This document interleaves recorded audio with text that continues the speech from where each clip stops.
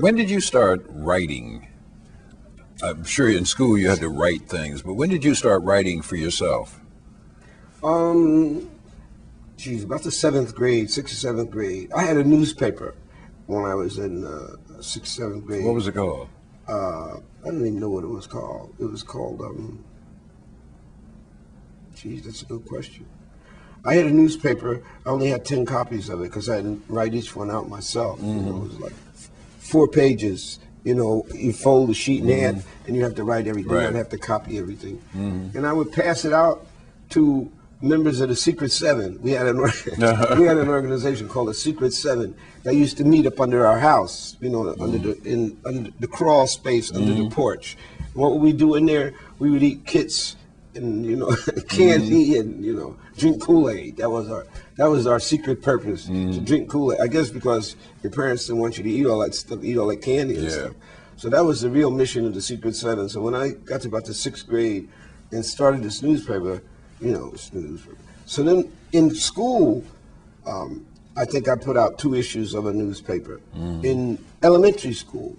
But mostly this newspaper consisted of cartoons that I drew with strange commentary. I remember one of them, every time, wherever someone was, there would be a hand poking out and say, "Your money." I don't know what that was like. Oh, it's called a crime wave. I don't know what that was.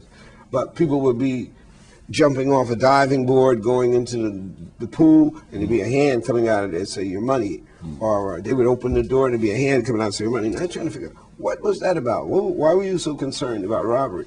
I also sent President Roosevelt a letter then telling him how I could win the war quicker. It was a house with guns coming out of it on wheels, which I guess is a tank. I didn't, but this house. The only problem with that letter is I stuffed it into the radio. Because that's where That's where he came from. Yeah, that's where he came from. So I figured he must be in that radio. So I would put those letters in there.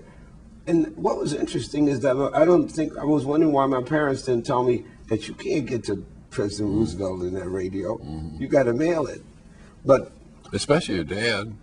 But that writing thing, I don't know. I was a great storyteller. My mother said I was the biggest liar in the world because I would make up stuff. Why I would make it up? Because I could make it up. I mean, one time the teacher came to my house and asked my mother, said, "Why do you keep snakes in your basement?" Snakes? Said, it seems that her son, being late for school one day, had to tend the snakes. Right, said I had to go downstairs in the basement and feed the snakes. So this woman actually believed this fantastic story, He had to go feed the snakes. So she was coming, to find out about this health hazard. But it was that always having to conjure up an extra aspect of reality, you know what I mean, of trying to create some kind of magical quality to reality, to foist some magical quality on it that I thought it lacked, and so then later in elementary school is when I started to write.